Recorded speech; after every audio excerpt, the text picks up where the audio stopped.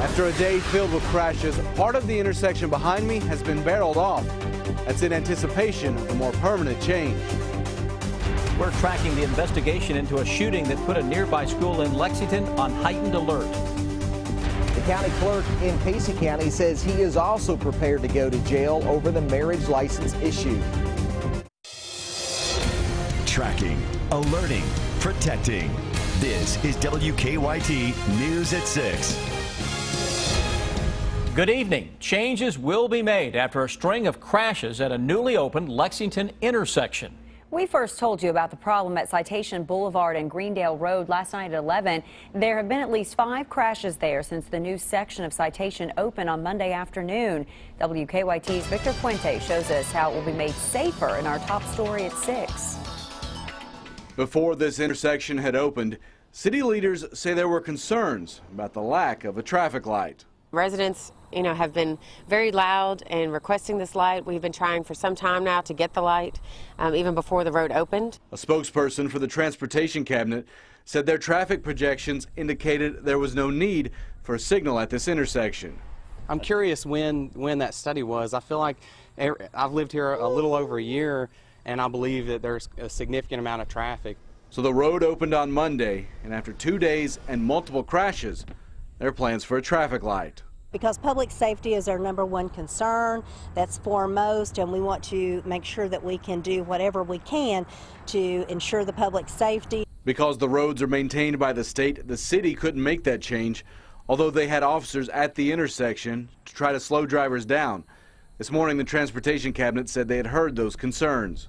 Due to accidents, traffic flow, and also to the geometry of the intersection, and we will be installing a signal as soon as possible. Until that signal goes up, there are going to be some changes to this intersection. State workers came out this morning and put barrels up, cutting off several lanes and making sure drivers don't cross Citation. Of course, the accidents were a factor, but the vocal residents who, took their time out of their day to email and fight for this light are to be commended too. Be in the best interest to shut this intersection down, put the light up as soon as they can, and then open it up. It's been closed for so long, it only makes sense to go ahead and do it. This is the safest thing. In Lexington, Victor Puente, WKYT. The state has said they don't have an exact timeline for when that light will be up. An elementary school had to go on heightened alert after a report of a shooting. Police were called to Eastland Parkway, just up from New Circle, about 2 o'clock this afternoon. The alert for Yates Elementary lasted while police searched for the suspect and the victim. WKYT's Garrett Weimer's at the scene tracking the investigation tonight. Police say that shooter is still on the run after that shooting here that put a nearby school on heightened alert.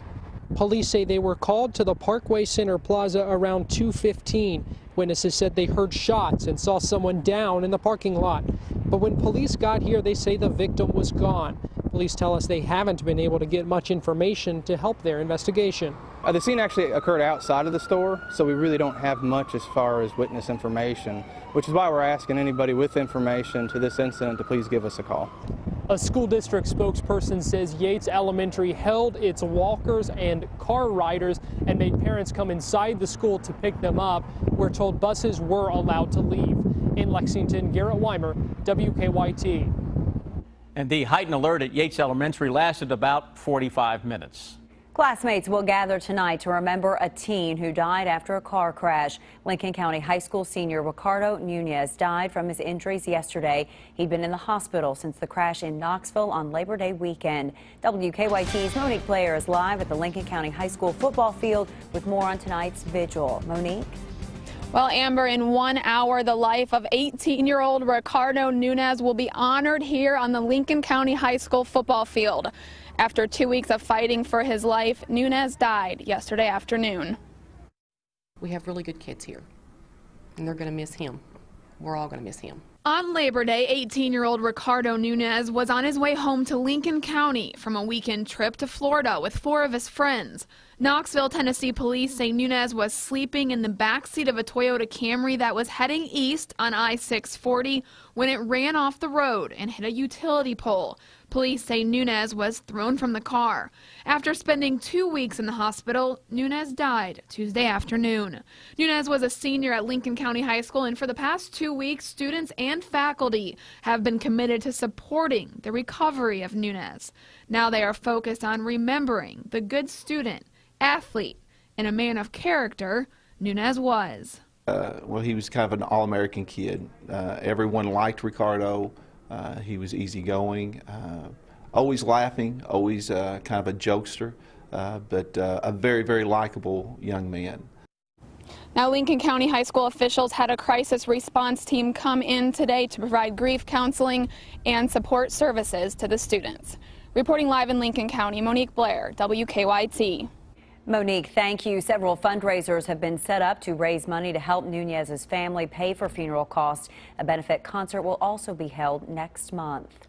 A trial has begun today for a former firefighter charged in a hit-and-run crash. Police say that Jared McCargo hit Noel Espino outside the beer trap last September in Lexington before crashing into the building.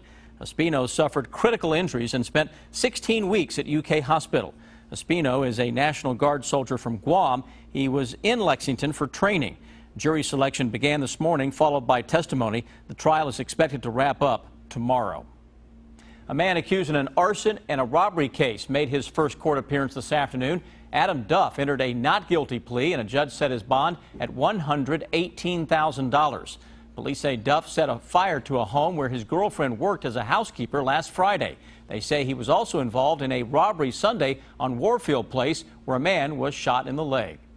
Another ruling today in the fight over issuing marriage licenses in Rowan County. A judge denied the latest motion filed by Kim Davis asking that Judge David Bunning's order that Davis issue licenses be thrown out. Earlier this week, the ACLU filed a motion requesting Davis reissue licenses she altered after being released from jail. Her lawyer says the licenses she is issuing meet court orders. The Rowan County Clerk isn't the only one in Kentucky refusing to issue marriage licenses because of religious convictions. Casey Davis says despite all of the lawsuits, even the jail time Kim Davis faced, the Casey County Clerk says he still firmly believes in what he's doing. WKYT's Phil Pendleton talked to the clerk, who says he cannot, in good conscience, issue licenses. Open there to that place, the scripture says. There is an open Bible on Casey Davis's desk in the Casey County Clerk's office in Liberty. I don't feel like that in his word that this is a lifestyle that agrees with the biblical principles. Which is why Davis says he's not backing down on his beliefs that same-sex marriage is wrong, and he will not issue any marriage licenses. We've had people call, we've had emails as far as a same-sex couple coming here. No, sir, we've not had that. The main difference between Casey County, Whitley County, and Rowan County is that Whitley and Casey counties have not faced a federal lawsuit. Davis tells me he is prepared to face the heat for that, even going to jail. I know that at any time, you know, someone could come here and with the same complaint and sue. I realize that. Davis says the ball needs to be in the governor's court, or at least the General Assembly's, to fix the problem. Our deeply held religious beliefs need to be accommodated for, and that's what makes our country as special of a place to live as it is. Davis says he hopes state lawmakers will consider those accommodations when they meet in January. In Casey County, Phil Pendleton, WKYT. Well, again, Davis tells us that no same-sex couples have attempted to get a license from his office, though several people have inquired about his stance over the phone. Fall has arrived here in Kentucky. It is coming in with some beautiful weather that will be sticking with us just a few more days. That's right. We're not complaining. WKYT Chief Meteorologist Chris Bailey's here with an early check of your forecast. Yeah, clarify that. One more day of some good weather, and those big changes are lurking as we go toward Friday and into the coming weekend as well, courtesy of a couple of big storm systems to our southeast. That's right. The change coming for the weekend is coming at us from the east and the southeast. A lot of clouds here getting in on some coastal rain, a lot of wind. We're going to be talking about flooding into parts of the southeast. And eventually what is down there is going to throw some juice back into Kentucky. Nothing going on across central and eastern parts of the Bluegrass State as of now. Temperatures upper 70s to low 80s. Absolutely gorgeous yet again out there this afternoon. Focus of the forecast when I come back here in just a few minutes will be on those rain chances that will increase from east to west. That's right, the weather is going in reverse, guys, heading into the weekend. Hour by hour forecast will track the potential for some, dare I say, soaking rains in some areas in just a few minutes. The Kentucky Board of Education has chosen a new education commissioner. At a meeting today, the board voted unanimously to hire Stephen L. Pruitt. One board member was not present for the vote. Pruitt right now is senior vice president of an independent education reform organization. The board will ratify his contract on October 6th. Pruitt will begin later in the month. The candidates for lieutenant governor square off tonight in their first televised debate. WKYT, WLKY, and the League of Women Voters are hosting tonight's debate between Sandy Overly and Janine Hampton. Overly is Democrat Jack Conway's running mate, while Hampton is running with Republican Matt Bevin. Our Bill Bryant is at Midway University tonight with a preview of what we'll see. Well, hello from the campus of Midway University, where in less than an hour, the candidates for lieutenant governor, the major party candidates, will be taking that stage and debating the issues facing our Commonwealth in this election year. State Representative Sandy Overly is the running mate of Democratic nominee for governor Jack Conway. The Republican is Army veteran Janine Hampton, who was chosen for the number 2 slot by Matt Bevin on the Republican side. She also is the first African-American nominated for the office. The candidates will answer questions collected by the League of Women Voters, and WLKY News anchor Vicki Dorch and I will be asking those questions again beginning at 7 o'clock. It will be live streamed on WKYT.com, and then tonight at 10 o'clock it'll be on television on the CW Lexington. Again, 10 o'clock tonight on the CW Lexington is where you can see it. Independent candidate Heather Curtis will not appear tonight. The slate headed by her husband Drew Curtis did not meet the League of Women Voters threshold of 10% in a statewide public nonpartisan poll before the debate invitations went out. Looking forward to the debate between the candidates for lieutenant governor, 7 o'clock tonight at Midway University. Bill Bryant, WKYT. Bill, thank you. And again, you can watch a live stream of that debate tonight at 7 on WKYT.com. You can also catch an encore presentation tonight at 10 on the CW Lexington.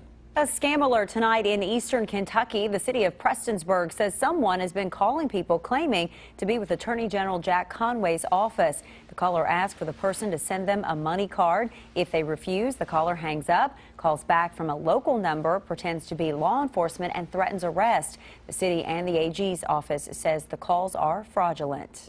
UK Healthcare performing its first ever kidney donor chain. The donors and patients met each other for the very first time today.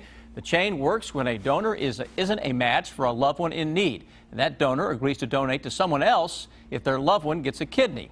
8 people were involved in this chain, and they were thrilled to meet each other.